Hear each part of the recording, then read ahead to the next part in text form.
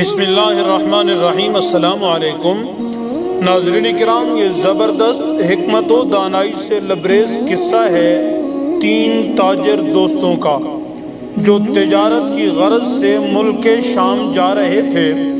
راستے میں انہوں نے ایک ایسے شخص کو دیکھا جو اپنی کسی گم شدہ چیز کو تلاش کرتا پھرتا تھا۔ ان دوستوں کے پوچھنے پر اس نے بتایا کہ اس کی اونٹنی گم ہو گئی ہے جسے وہ تلاش کرتا پھر رہا ہے۔ ایک دوست نے پوچھا، کیا تیری اونٹنی ایک آنکھ سے کانی تھی؟ اس آدمی نے کہا، ہاں بالکل ایسا ہی تھا۔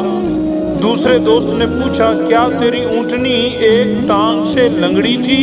تو اس آدمی نے جلدی سے کہا، بالکل صحیح، میری اونٹنی واقعی ایک ٹانگ سے لنگڑی تھی۔ تیسرے دوست نے اونٹنی کے مالک سے پوچھا، کیا تیری اونٹنی کی دم کٹی ہوئی تھی؟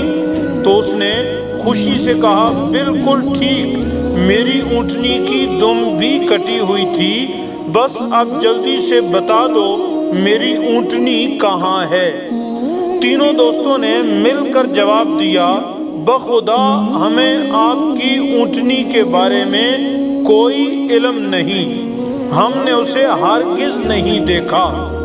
اونٹنی کا مالک ان کی یہ بات سن کر غصے سے پاگل ہو گیا۔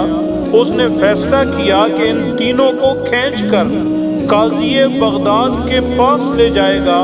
اسے پورا یقین تھا کہ اس کی اونٹنی کو یہ تینوں ذبح کر کے کھا چکے ہیں اور اب اپنے جرم کو چھپانے کے لیے جھوٹ بول رہے ہیں۔ اونٹنی والے نے جب تینوں کو اپنا ارادہ بتایا تو انہوں نے کہا، ہمیں کوئی اعتراض نہیں، کیونکہ ہم خود بھی تجارت کی غرض سے بغداد ہی جا رہے ہیں۔ جب یہ چاروں قاضی کے پاس پہنچے تو اونٹنی والے نے قاضی سے اپنا قصہ بیان کیا۔ قاضی نے ان تینوں سے کہا، جس طرح تم تینوں نے اونٹنی کی نشانیاں بتائی ہیں اس کا ایک ہی نتیجہ نکلتا ہے کہ اونٹنی تم تینوں کے پاس ہے۔ بہتر ہے کہ تم اپنے جرم کا اعتراف کر لو۔ تو ان میں سے ایک نے کہا، جناب عالی، ہم نے اونٹنی تو نہیں دیکھی تھی، ہاں البتہ اونٹنی کے آثار ضرور دیکھے تھے۔ جب میں نے اسے کہا تھا کہ تیری اونٹنی ایک آنکھ سے کانی ہے تو میں نے دیکھا تھا کہ راستے کے ایک طرف کا گھاس تو خوب چرا ہوا تھا مگر دوسری طرف کا ویسے ہی صحیح سلامت موجود تھا۔ اس کا ایک ہی مطلب تھا کہ اس شخص کی اونٹنی ایک آنکھ سے کانی ہوگی۔